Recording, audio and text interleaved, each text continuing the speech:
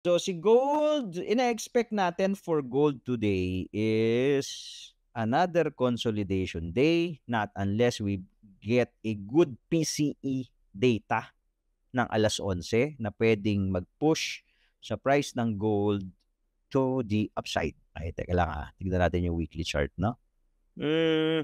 Yung weekly chart, kasi magsasara na po yung weekly chart mamaya.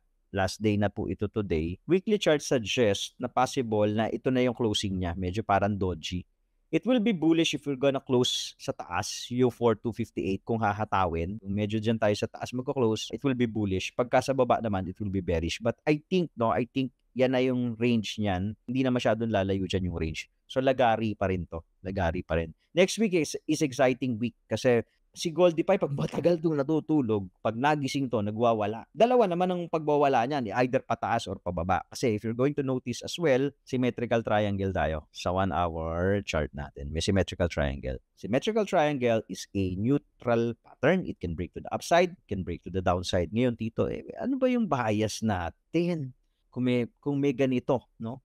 Neutral pattern. Simple lang po, no? Gamit namin si Tipay. Ano ba yung bias natin? Yung cloud. Tignan mo ngayon yung direction. Green cloud. So, there's a probability na ang basag nito pataas. Kasi naka-green cloud tayo kay Tipay. Ngayon, pagka biniyak natin tong ilalim, tong 4162, dito ka pwedeng magpalit ng bias. Pagka dito pa, kung eto bibiyakin, pwedeng hindi pa. Nahuhuli ninyo,